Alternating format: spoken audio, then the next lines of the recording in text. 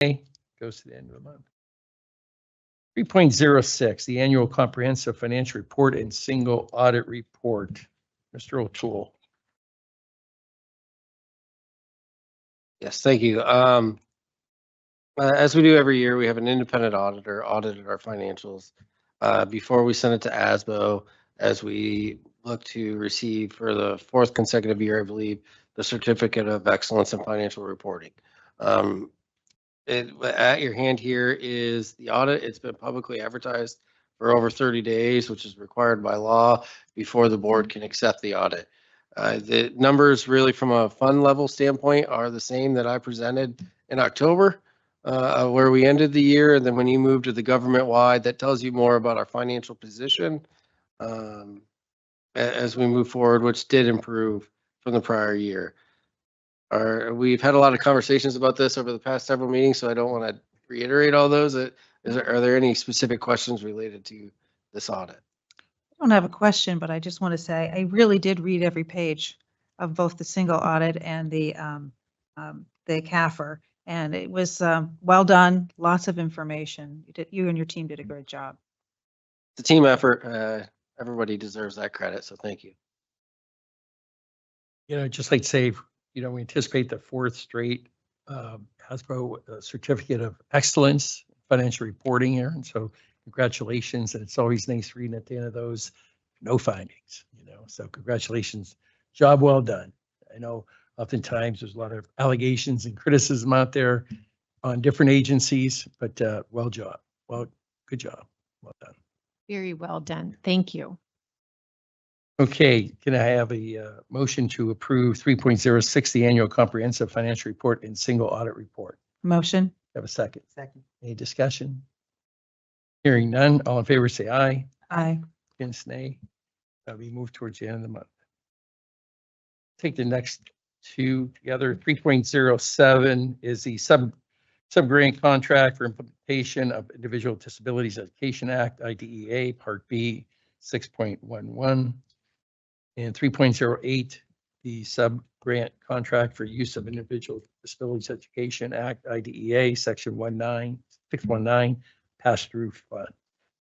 And the first one, 3.07, is the amount of $1,507,703.80. And 3.08 is $16,060. Have a motion to approve 3.07 and 3.08. Motion. Have a second? Second. Any discussion? Hearing none, all in favor say aye. Aye. Against nay. 3.07 and 3.08 will go to the board. 3.09 is the Erie County Technical School budget. And I think I'll turn that over to Mr. O'Toole and our liaison, Mr. Lindner. Want to start? I can start. Yes. So the budget is it ends up being a 3.31 increase to the district contribution levels. The budget did increase from a spending point, as Mr. O'Toole indicated, at 9%. But I want to remind everyone that we did add 3 additional programs to the school this past year: cosmetology, protective services, and construction trades. The school definitely is seeing a healthy fund balance, but that is something that the sending districts have requested of the school, so that future capital campaign projects would be handled internally by the school, as opposed to having to come back to each individual districts to get all 11 of us to agree to anything is challenging. So definitely we should expect to see that fund balance will continue to increase. As we kind of talked at the end of the meeting, the school has entered into a long-term lease agreement with EC3. We're part of the Skills Center. There is a very strong desire from the JOC to apply that revenue from that lease directly into the capital funds campaign. So we will continue to see that grow, knowing that that structure is going to need some work, as will the building within the next 10 years of that lease project. So I think that some of the things that we're seeing here are positives from ECTS. The other part of that is they are definitely seeing an increase in state subsidy. While I did say that the program spending went up by 9%, the district contributions only went up by 3.31. And that is a result of increased federal, state reimbursement that's being applied. It's also due to grants that the school is applying for as well. The downside is we are seeing a $9,000 decrease in what we pay annually. That is because we continue to downward trend our participation at ECTS, which is unfortunate because they've got a great set of programs there. It's definitely being, the population is expanding for every other district except for ours. So I think that's something that we probably as a organization needs to look at. But is, I know that some of our manufacturing program is partially to be there, but there are a number of other programs that we are not as well represented in. So from our perspective, we are winning because we're spending $9,000 less, but I think our students probably aren't getting full value of what we've invested in. I have nothing to add. Okay. And I have a motion to approve 3.09, the Erie County Technical School budget, the year 2025 to 26. Make a motion? Have a second? Second. Any other discussion? Hearing none, all in favor, say aye. Aye. Against nay, that will move forward to the end of the month. Item 4, Finance and Operations Committee informational items. I'm sorry, 3.10, Township School District Student Account Officers for the 24-25 school year for the McDowell Intermediate High School student activity accounts. Have a motion to approve 3.10. Motion. Have a second. Any discussion? Hearing none, all in favor, say aye. Aye. Against, nay. Okay, that will move forward to the end of the month. Now on to item 4. Informational items, 4.01. It's budget time.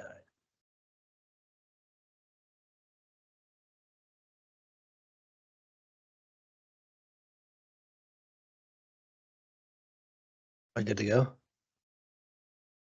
Thanks. So good evening. As we do every year, the purpose of this presentation is really to have a better understanding of the funding formulas, as well as how do we compare in terms of our revenue and expenditure compared to other districts within the local IU5, as well as districts that are funded like us across the state.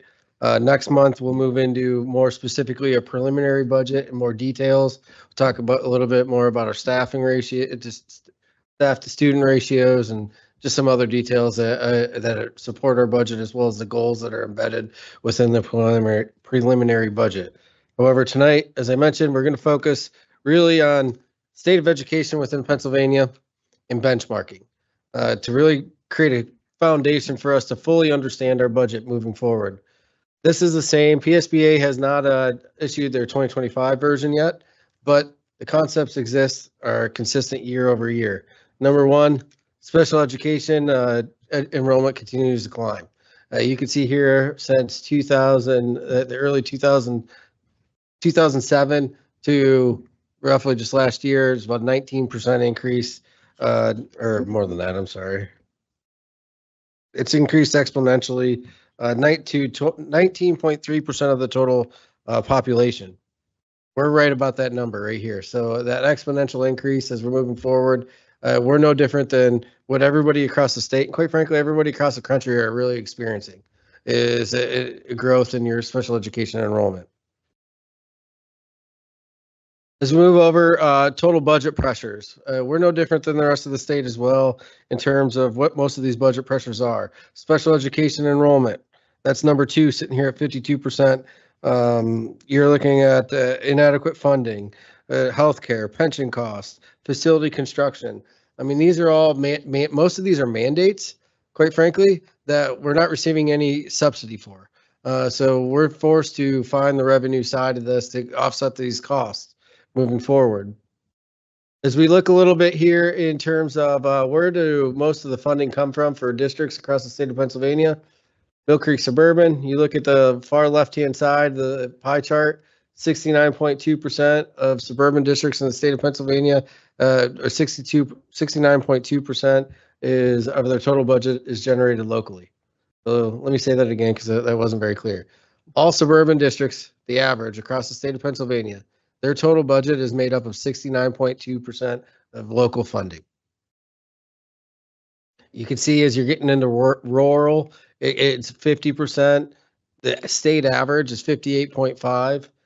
Why is that important? Again, we'll talk more about this here specifically, but suburban districts rely heavily on their local resources. This is just another slide to really show that. So this is at all 500 districts across the state of Pennsylvania. As you look, the darker purple is the more state funding you receive. The darker blue is the more local revenue that you're receive or forced to rely upon. So as you look here, you basically have Mill Creek and Fairview are very dark blue, and we're surrounded by a lot of purple, meaning that those two districts rely heavily on their local resources compared to state funding. We look at Pennsylvania among the highest and local shares of education funding as we move forward at 54.1%. It's one of the highest across the country, where your local funding is generating more to help sustain schools compared to other states across the country. We look at the average for the state of Pennsylvania. Most spending is instruction related, 59.4%. We're no different. We pretty much follow the same trend here, which makes sense as we provide the service of instruction. You would think that most of your costs would be in that area. Pensions push state fund education higher. So 2 years ago, the average expenditure per student in the state of Pennsylvania was $17,884. 33% of that is made up of pension costs. Over $5,000 at that cost. So as the pension continues to the pension rates continue to increase, as does that mandate of expenditures for school districts to cover. School districts are controlling expenses. This slide's really meant to look at the growth of expenses from 2011-12 to the 21-22 school year. You can see pensions have grown over 367% in that time frame. Charter school tuition 133, special education 40%, salaries 15, all other expenses 26.5. So really, state mandated costs are exponentially growing, for which the next slide will show we're receiving very little funding for. However, most districts across the state of Pennsylvania are really controlling the expenses that they can control year over year, to the tune that it's been lower than inflation. And we'll talk about us fairly more specific here in a couple slides. If we look at the increase in mandated expenses and how far they outpace revenue, so you can look here, it's almost half of the pension costs you get in terms of subsidy. You can see down below where your charter school, you don't, well, until this current fiscal year, you didn't receive anything related to from a subsidy perspective. And special education costs, you could say far outweigh the subsidies for moving forward. Last slide, really talking about the state of education. The point of this is if you look at the bar graph, the red is the state, the dark purple down below is federal money that you're receiving, and then the purple bar or line up on the top is the growth of special education costs. You can see how that gap's widening over time, which is basically essentially saying it's getting more expensive, but you're receiving less funding.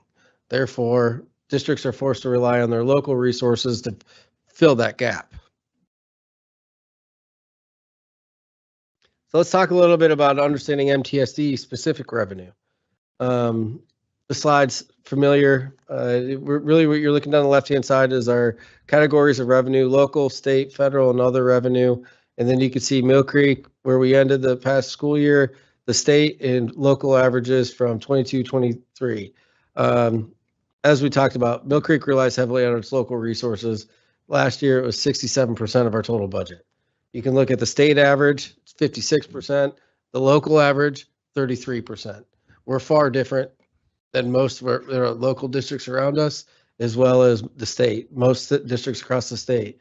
That offset is really where we receive less state money, 31% compared to 37% for the state average and 52% locally.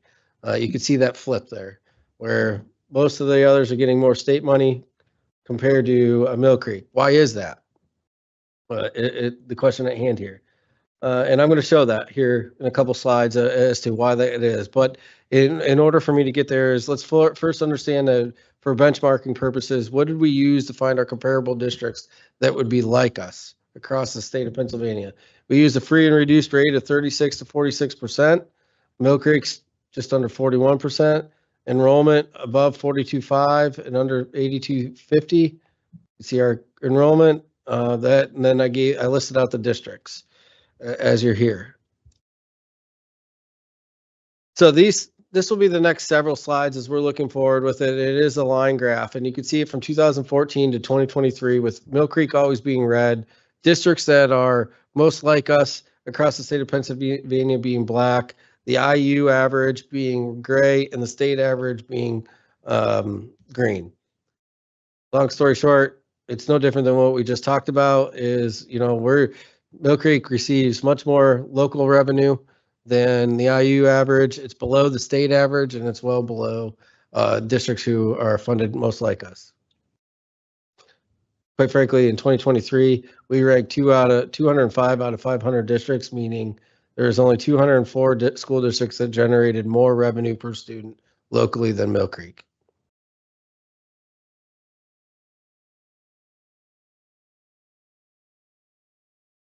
So looking at here is understanding our millage rate. Why do we generate less revenue per student? We can look at an equalized mill.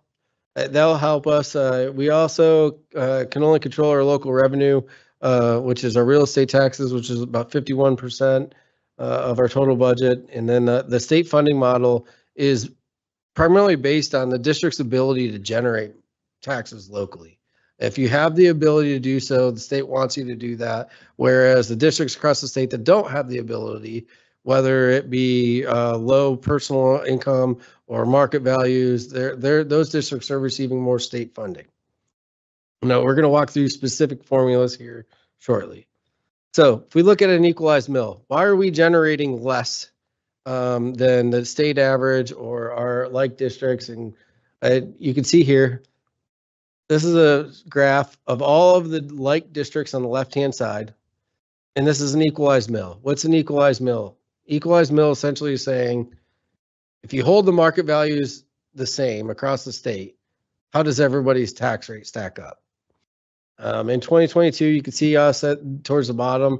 I mean, there was only 2 other districts out of the like districts that were less than us in terms of equalized mill, and then you can see here the average, we were well below. If we look at IU5, we're pretty much at the average. Downside to that is you saw how much local funding we rely on compared to the other districts in the IU, and you'll see what that translates to here in terms of total dollars. The other component that we really need to think about is compounding. The compounding effect is, given that Mill Creek does rely heavily on its local resources, not raising taxes one year isn't just missing out on that revenue that year, it's missing out on the revenue for future years as well. And this is a slide that was I've been using for years, and you can see up top, basically in the 2009, 2010 year, if you didn't raise taxes, we were out about 1.7 million. The following year, taxes were raised, you generated about 1.2. In 2011, 2012, didn't raise taxes, you're looking at about loss of 1.2 million. Add that up, it looks like it was a loss of 1.8, but that's really not the effect because of the compounding effect. So if you look at the bottom side, you didn't raise taxes first year, 1.7 million. Next year, raised taxes, you can see it generated 740,000. Third year, you can see it didn't raise taxes again, but it generated over 2 million for a compounding effect of over 4.5 million in a 3-year time period. So not raising taxes one year isn't just that 1 year, it's revenue in all future years. We look at our millage history compared to CPI and COLA. This is from 2006. Again, Mill Creek's millage and being in red, the CPI being green and COLA being cost of living adjustment for Social Security being gray. And the purpose of this slide is really just to look at our tax increases over the years since 2010. You can see on the far right-hand side, all the way down to this past year of 2%. But let's look at the compounding effect of those. And you can see over the last 4 or 5 years, I mean, basically using CPI or COLA as an inflationary measure, we haven't maintained raising taxes with inflation as you're looking here, but we've had balanced budgets. So the point being to that is we really are being mindful of our tax increases, which are below inflationary measures, and we're still achieving. On the left-hand side, you can see if MTSD is about 4.6% behind CPI and 13% behind COLA over that time period, which would be a lost revenue of $3 million for CPI and $8 million compared to COLA. Just talking about our tax rate, I know this slide has been requested in the past. Where do we stack up within Erie County? We're about mid. So let's talk a little, discuss a little bit more about our state funding formula. If you, market value personal aid ratio is part of, and personal income aid ratio, equalized mill and the personal value, market value and personal income aid ratio. These ratios, as I outlined here, are all part of the funding formulas. And I'm about to give some examples about that. So it's important to understand how these are arrived at. Market value personal income aid ratio, you can see here, which is the most important. Basically, how much do the personal income being directly generated from the taxes, the Department of Revenue and the taxes that were filed, and then you have a market value that the state determines as well, the market values of all the properties within the residence. Whereas our, long story short, your market value personal income ratio, the lower it is, the wealthier you're perceived. So we look at this slide, red being Mill Creek, again, black being comparable districts, gray being IU5. We're perceived as being wealthier than the average of all of those. So how do these play into the formula? This is our biggest subsidy formula. You can see towards the top, these are student-specific metrics. 3-year average, ADM, poverty weights, ELL weights, which is now MLL, charter weights to give you your weighted ADM. So now you go into your weighted ADM times or plus the sparsity size adjustment, and then your median household income and your local effort capacity. Why are those two important? Local effort capacity is all about generating taxes, I mentioned before. Therefore, if you are losing a percentage on that, you're losing a share of the pie, is what it boils down to. So as this is mentioned, when you're looking at these two specifically, is multipliers above or below, one raises or lowers the weighted student count, which means you lose out on state funding. So not only does the state really aligns for districts and your ability to generate revenue locally, if you don't, you're also going to be punished by not getting as much state money, is what that boils down to. Here's another example. This is our special education subsidy formula. You can see, depending on the categories of the student, how that works is down through the middle portion of this. It also has a rural area to get you to total student count. But down at the bottom, I just talked about the equalized mill. I mean, we're just below average on equalized mill, and then I just showed you the market value personal income aid ratio. So you can kind of see how these ratios all play into the funding formula, which ultimately means if you have the ability to generate revenue locally, the state expects you to do so. What's that mean for our state revenue? We just talked about we generate a lot more than our IU5 average local revenue from the state. You can see the exact opposite, just as we talked about. And we also generate less than the state average as well as the comparable districts. Sorry. Actually, if you look at 2023, we ranked 411 out of 500 districts, meaning only 89 school districts generated less revenue per student on state money than we did. Same slide here. This is just federal money. We ranked 270 out of 500, meaning 230 districts generated less federal revenue per student than Mill Creek. Our total current revenue. See that trended out. What's our state ranking overall? In 2023, we ranked 427 out of 500 school districts for total revenue per student. 73 school districts generated less. 73 of the 500 state school districts generated less revenue per student than Mill Creek. Let's talk about the expenditure side. We just talked about revenue, how we get our money. We rank towards the bottom of the state in revenue per student, which means we have less money to spend on per student. Total instructional cost, as you can look here, is we rank 452 out of 500, meaning 48 school districts spent less per student than we did out of 500. You can see that little blip there in 2022. That relates to our VOTEC payment for construction. So just to let you know. If we look in for our support services, we ranked 291 out of 500, meaning 208 school districts spent less per student than Mill Creek. As you can see, 2023, that's a little distorted. That relates to the large curricular resources, the math resource specifically, of why that it looks overinflated for 2023 for Mill Creek. In again, we're looking at non-instructional. This is really our extracurriculars. There's 94 school districts that spent less per student than Mill Creek out of the 500. If we look at our total current school expenditures, we rank 423 out of 500, meaning, and this pretty much aligns with revenue, right? 77 school districts spend less per student than we did. And there was only roughly 77 school districts across the state that generated less revenue per student than we did. This is just total school districts at 67.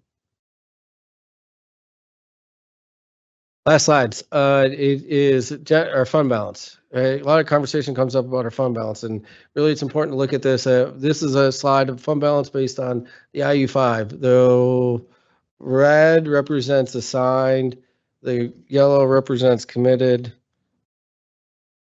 and the blue represents assigned, the orange represents committed fund balance, and the red represents unassigned. Those squares represent a percentage of your total expenditures. Some of these look, the different sizes of districts across the IU5, it's easy to look at just the total value of your fund balance, but it's really important to look at it in terms of percentage of your overall expenditures. You can see Mill Creek's got the big arrow there. In terms of percentage, we're one of the lowest in the IU5 area in terms of our fund balance as a percentage of expenditures. So if we look at our fund balance compared to others that are like districts, again, Mill Creek is the little arrow pointing down in it, and we're one of the lower ones in terms of districts that are funded comparable to us. You do have one district that has a negative fund balance. It's probably weighing some of that down, but that's the conclusion of the presentation. Are there any questions? I just want to review the time frame again. Yeah, so this is just talking about benchmarking, where our money comes from. Next committee will present a preliminary budget, give some more granular details related to what's included in the budget, as well as staff ratios, and outline the goals. And then in April, we'll present a proposed final, with May becoming would request a final budget being approved. Aaron, as always, you had an excellent presentation. You do a really good job of taking a lot of difficult to understand information and make it easier to understand. And one thing that always stands out to me is that we are middle of the road for the taxes in our district, yet we receive some of the least amount of funding from the state and the federal. So I think that's great. Nice job. Thank you. Thank you. Any other questions?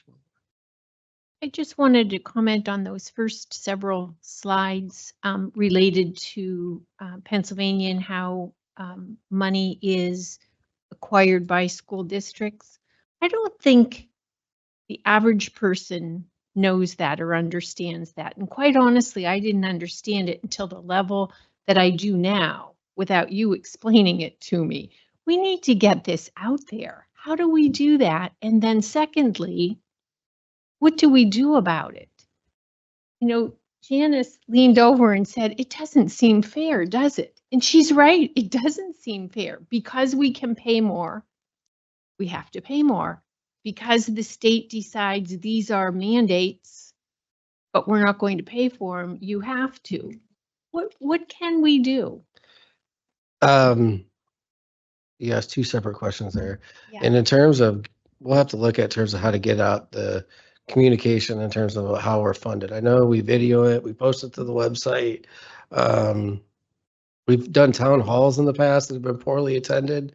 We'll have to think about some ideas on being creative of how to get that knowledge out to our taxpayers. In regards to it not being fair, we have talked to legislators and to try to do something about the unfunded mandates, specifically in just a vast volume of those unfunded mandates. I mean, there's a lot. We only touch base on scratch the surface here. So we'll continue to talk to our legislators for some of that change. I don't foresee that occurring. I'll tell you another good example. This is why I really don't think it occurs is the state lost an unfair funding formula, unfair funding lawsuit, and they didn't challenge it. Well, the different house and the chambers may disagree on how to fund the districts. At the end of the day, they both really come down to the conclusion of for the top 40 performing districts in the state, they came up with basically a per student cost, and then try to apply that across all the districts in the state of Pennsylvania. But the one thing that they did agree on was if you didn't raise your local taxes like you should have, the state's not going to make up that difference. For us, it was 3.1 million. So they basically said we were underfunded by about 11.1 million. 3.1 million of that was taxes that you should have raised. They weren't going to contribute it. And I might be off a couple $100,000, but I don't see basically that model of you having the ability to do it. You should do it changing anytime soon based on what I've seen to this point in time. I think it's a two-edged sword. I think, we talk about the revenue, but also the expense side. So the charter schools, right? Mhm. So that's a big expense. Cyber, big expense. Dr. Yablonski gave me some information about a couple of the teachers we lost to the Commonwealth Charter. I did take the information and sat down with Brian Bizzaro, Bob Mursky, and they were shocked. I mean, shocked at the amount we pay and the difference in the education level of what they need to do. And so I think we need to do that. Continue to talk with Dan Laughlin. PSBA has those legislators conferences. I encourage all board members to get on that. And, we'll have Dan or Representative Mursky, and he's not so much in our district anymore, but he still, listens. And Bizzaro, same thing with PJ. So I think that charter, there is some momentum behind that. I think our charter costs what, Aaron, $3-4 million. Yeah. So I think it's just not the revenue side, but how can we, save some of those on the expense side too?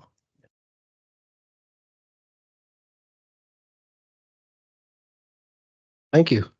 Okay. I'll just stay up there, Aaron.